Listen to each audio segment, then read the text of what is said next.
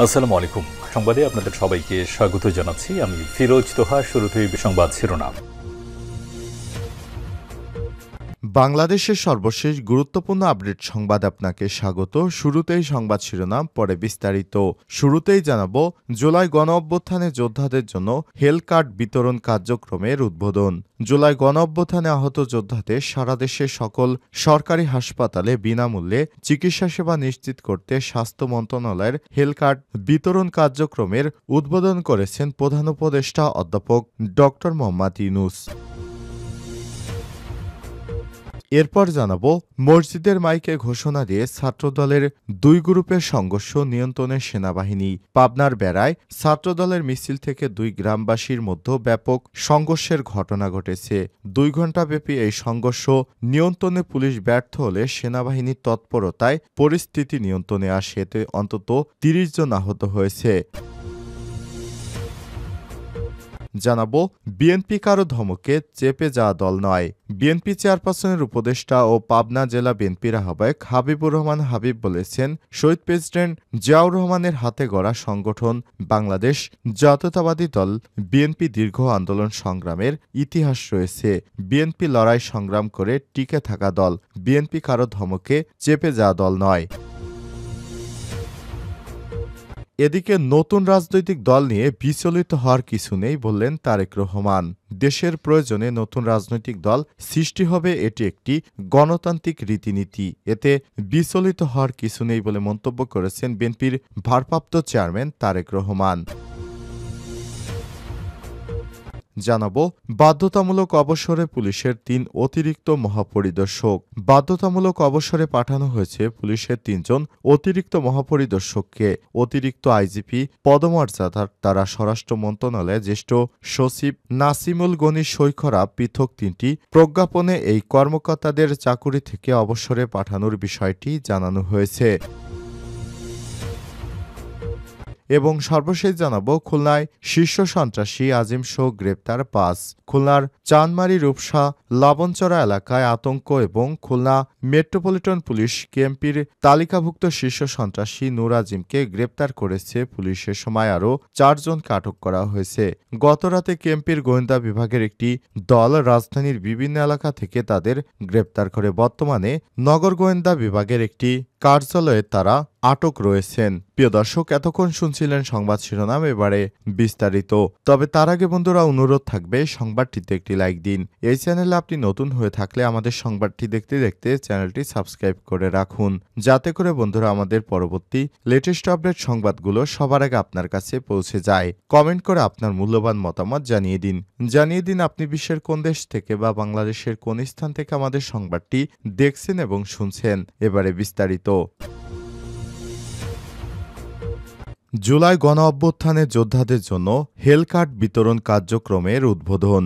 জুলাই গণঅভ্যুত্থানে আহত যোদ্ধাদের সারা দেশের সকল সরকারি হাসপাতালে বিনামূল্যে চিকিৎসা সেবা নিশ্চিত করতে স্বাস্থ্য মন্ত্রণালয়ের হেলথ কার্ড বিতরণ কার্যক্রমের উদ্বোধন করেছেন প্রধান উপদেষ্টা প্রফেসর ড. মোহাম্মদ ইউনূস। মঙ্গলবার 1 জানুয়ারি সন্ধ্যায় রাষ্ট্রীয় অতিথি ভবন যমুনায় এই উদ্বোধনের কার্যক্রম শুরু হয়। এ সময় অভ্যুত্থানে আহত 2 জন শিক্ষার্থীর হাতে হেলথ কার্ড তুলে দেন প্রধান উপদেষ্টা প্রফেসর ড.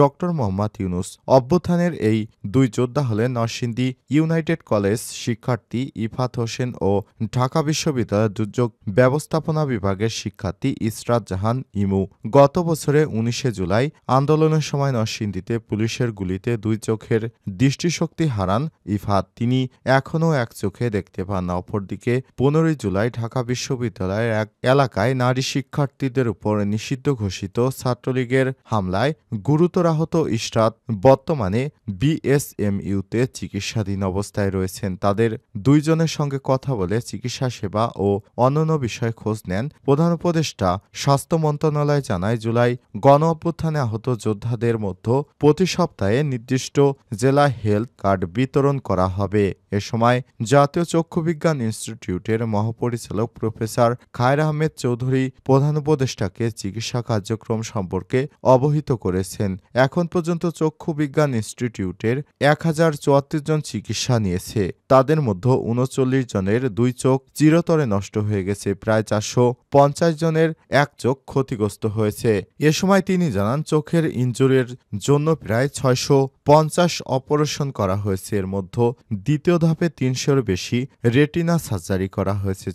চক্ষু বিজ্ঞান ইনস্টিটিউটের বাইরে 2টো হাসপাতালে 60 জন রোগীর অপারেশন হয়েছে।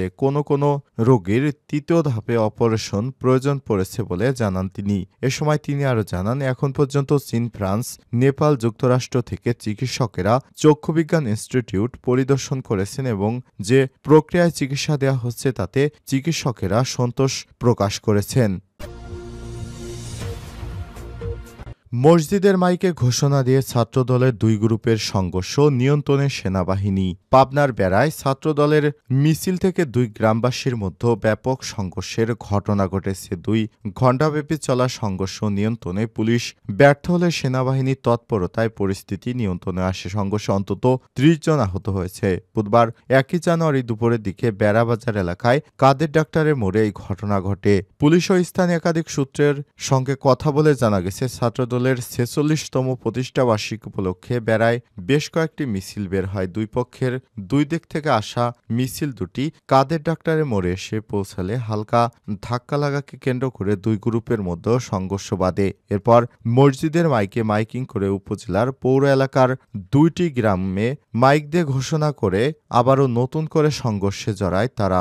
সংঘর্ষে বেড়া পৌর যুবদলের আহ্বায়ক জাহাঙ্গীর মোল্লা সহ উভয় গ্রুপের অন্তত 30 নেতাকর্মী আহত হয়েছেন। গুরুতর আহত 2 বনগ্রাম মহলার রাহাত সওদাগর ও আবু হানিফকে উন্নত চিকিৎসার জন্য বগুড়া শহীদ জিয়াউর রহমান মেডিকেল কলেজ হাসপাতালে পাঠানো হয়েছে। আহতদের মধ্যে শাকিল 22, তুষার সওদাগর 25, রাসেল 25, শাহজাহান 38, আইমন 26, মনিরুল 22, কাউসার 27, ইমরান 29, সুলাইমান শেখ 45, ইয়াসিন 20 সহ অন্তত 30 জন প্রাথমিক চিকিৎসা নিয়েছেন। আহতরা পৌর এলাকার বনগ্রাম, হাতিগড়া ও শেখপাড়া মহল্লার বাসিন্দা। পরিস্থিতি নিয়ন্ত্রণে বেড়া উপজেলা নির্বাহী কর্মকর্তা মোহাম্মদ মোর্শেদুল ইসলামের নেতৃত্বে সেনাবাহিনীর 2 প্লাটুন সদস্য ও বেড়া সাথে আমিনপুর থানার পুলিশ ঘটনাস্থলে গিয়ে পরিস্থিতি নিয়ন্ত্রণে আনে।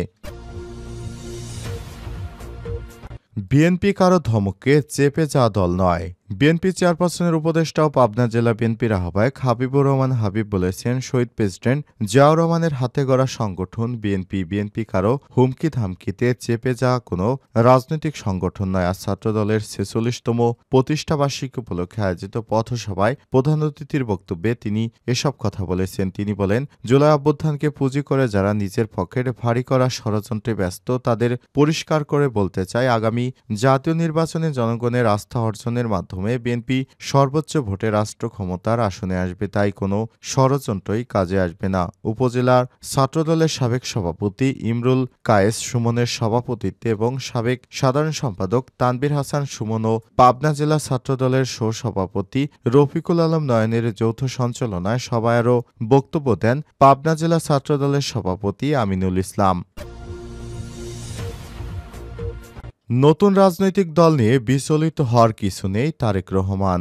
দেশের প্রয়োজনে নতুন একটি রাজনৈতিক দল সৃষ্টি হবে, সেটি গণতান্ত্রিক রীতিনীতি, এতে বিচলিত হওয়ার কিছু নেই বলে মন্তব্য করেছেন বিএনপির ভারপ্রাপ্ত চেয়ারম্যান তারেক রহমান। বুধবার রাজধানীর ইঞ্জিনিয়ার্স ইনস্টিটিউটে ছাত্রদলের 46তম প্রতিষ্ঠা বার্ষিকী উপলক্ষে আয়োজিত আলোচনা সভায় লন্ডন থেকে ভার্চুয়ালি যুক্ত হয়ে সব কথা জানান তিনি। তারেক রহমান জুলাই বিপ্লবে নিহত ছাত্রদল নেতা ওয়াসিম আকরামের প্রতি শ্রদ্ধা জানিয়ে বক্তব্য শুরু করেছেন। এ সময় গত 15 বছরে শেখ হাসিনা সরকারের সময় যারা গুমখুন হয়েছে এবং জুলাই বিপ্লবে যারা শহীদ হয়েছেন তাদের প্রতি শ্রদ্ধা জানান তিনি। দেশের বর্তমান পরিস্থিতিতে গণতান্ত্রিক মুক্তিকামী জনগণকে ধৈর্য ধরার আহ্বান জানিয়ে বিএনপির ভারপ্রাপ্ত চেয়ারম্যান বলেন, আপনারা ধৈর্য হারাবেন না, নির্বাচনের জন্য প্রস্তুতি নিন। নির্বাচন কমিশন তাদের উপর দায়িত্ব যথারীতি পালন করবে এমন বিশ্বাস রাখুন। নেতাকর্মীদের উদ্দেশ্যে তিনি বলেছেন, আপনারা অপপ্রচারে বিভ্রান্ত হবেন না, তবে সতর্ক থাকুন। নিজেরা এমন কোনো কাজে লিপ্ত হবেন না যাতে কেউ অপপ্রচার করার সুযোগ পায়। অন্তর্বর্তীকালীন সরকারের উপদেষ্টাদের উদ্দেশ্যে তিনি বলেছেন, একটি মহল থেকে বলা হচ্ছে সংস্কার নাকি নির্বাচন। এমন বক্তব্য মানুষ পছন্দ করে না, বরং বিএনপি মনে করে রাষ্ট্র রাজনীতির গুণগত পরিবর্তনের জন্য সংস্কার ও নির্বাচন উভয় প্রয়োজন। বিদ্যমান ব্যবস্থাকে ঠিক করতে সংস্কার একটি অনিবার্য ধারাবাহিক প্রক্রিয়া। বিএনপি মনে করে রাষ্ট্রের জনগণের রাজনৈতিক অর্থনৈতিক ক্ষমতা নিশ্চিত করা না গেলে গণতন্ত্র, মানবাধিকার বা পুঁথিগত কোনো সংস্কার টেকসই হয় না। নতুন রাজনৈতিক দল নিয়ে তারেক রহমান বলেছেন, দেশের প্রয়োজনে নতুন রাজনৈতিক দল সৃষ্টি হবে, এটি গণতান্ত্রিক রীতিনীতি, এতে বিচলিত হওয়ার কিছু নেই। রাষ্ট্র রাজনীতির প্রয়োজনে বিএনপি সব উদ্যোগকে স্বাগত জানায়। বিএনপির জন্মলগ্ন থেকেই বহুদলীয় গণতন্ত্রে বিশ্বাস করে। নতুন রাজনৈতিক দল হয় বিএনপির দৃষ্টিভঙ্গি অত্যন্ত স্বচ্ছ। তিনি বলেছেন, জনগণের কোনো রাজনৈতিক দল সমর্থন করবে নাকি বর্জন করবে সেটা নির্বাচনের মাধ্যমে রায় দেবে দেশের আদালত। জনগণের আদালতে রায় নিয়ে যারা নির্বাচনে ভয় পায় বা যাদের ভিন্ন কোনো উদ্দেশ্য রয়েছে, তারা নির্বাচনের কথা শুনলে নানা রকম বিভ্রান্তি সৃষ্টি করে। দ্রুত নির্বাচনের দাবি জানিয়ে তিনি বলেছেন, 2009 সাল থেকে ভোটার তালিকার 3.5 কোটি ভোটার যুক্ত করা হয়েছে। তারা ভোটার হলেও কোনো নির্বাচনে ভোট দেয়নি। তারা পছন্দমতো তাদের জনপ্রতিনিধি নির্বাচন করতে পারেনি। এখন তরুণেরা ভোট দিতে চায়। বক্তব্য শেষে তারেক রহমান বলেন, নতুন বছরের শুরুতে ছাত্র জনতাকে শুভেচ্ছা জানানো ছাত্রদলের সব নেতাকর্মীকে 46তম প্রতিষ্ঠা বার্ষিকীর শুভেচ্ছা জানান।